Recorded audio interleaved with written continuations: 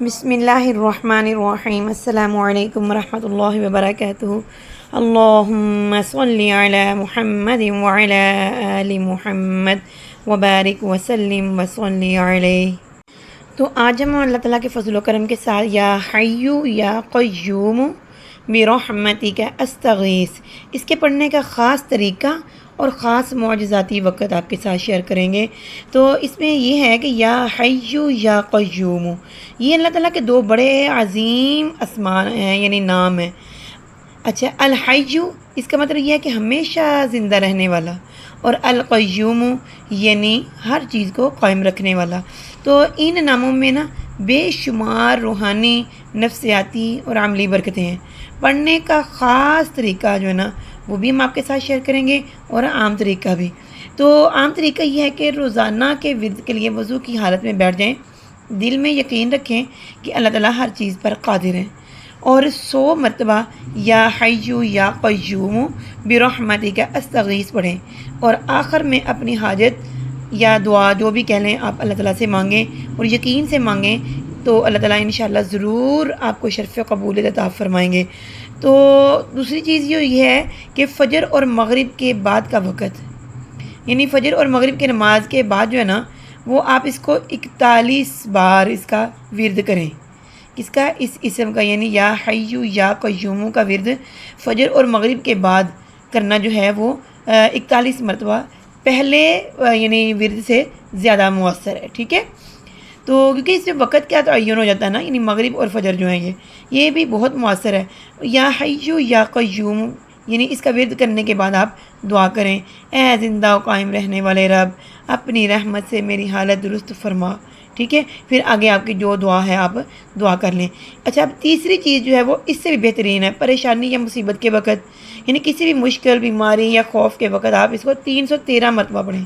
یا حیّ یا قیوم برحمتک استغیث پڑھ کر دعا کریں۔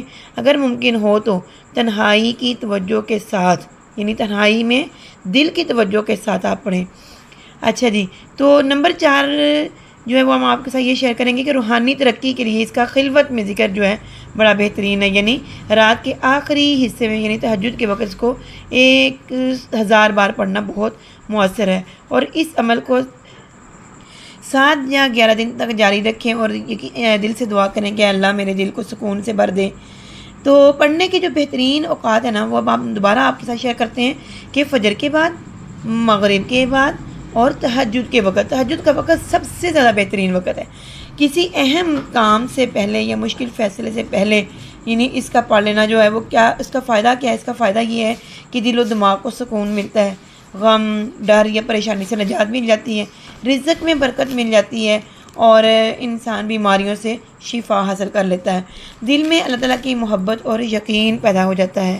تو اللہ تعالیٰ کے یہ دونوں نام یا حیّ یا قیوم اور آگے عاجزی کہ برحمتک استغیث، میں اللہ تعالیٰ جی آپ سے یعنی عاجزی کے ساتھ فریاد کرتی ہوں۔ تو یہ دو چیزیں ہو گئیں، یعنی ایک اللہ تعالیٰ کے خوبصورت نام، دوسرا اللہ تعالیٰ کے سامنے عاجزی، تیسرا فرض نماز کے بعد پڑھ لینا، یا چوتھی چیز کہ تہجد کے وقت پڑھ لینا، ٹھیک ہے؟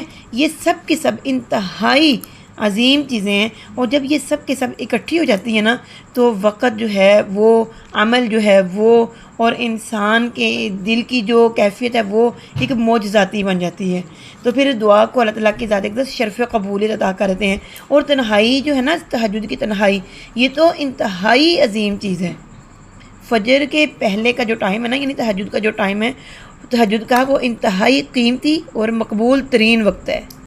تو آپ کوئی بھی آپ کا یعنی مقصد ہے، کوئی بھی ضرورت ہے، آپ کی کوئی بھی آرزو ہے جو آپ چاہتے ہیں کہ میری پوری ہو جائے، بیماری سے شفا مل جائے، یا کوئی اور مسئلہ ہے آپ کا کہ آپ پریشان ہیں، کوئی حاجت آپ کی پوری نہیں ہو رہی ہے، تو آپ کسی بھی حاجت کے لیے یوں ہی پڑھیں، انشاءاللہ العزیز اللہ تعالیٰ شرف قبولیت عطا فرمائیں گے۔ اور آپ نے کام کرنا ہے کہ ہر دعا کے بعد آپ نے پوری امت مسلمہ کے لیے بھی خاص طور پہ دعا مانگنی ہے۔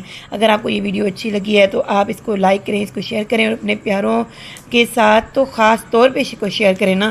تو اس کے بعد یہ ہے کہ آپ ہمارے چینل کو بھی سبسکرائب کر دیجئے تاکہ ہم اس نیک مقصد کو لے کے مل کے آگے چلیں اور اللہ تعالیٰ ہمارے لیے اس کو صدقہ جاریہ بنا دے۔ آمین ثم آمین یا رب العالمین۔ السلام علیکم ورحمۃ اللہ وبرکاتہ۔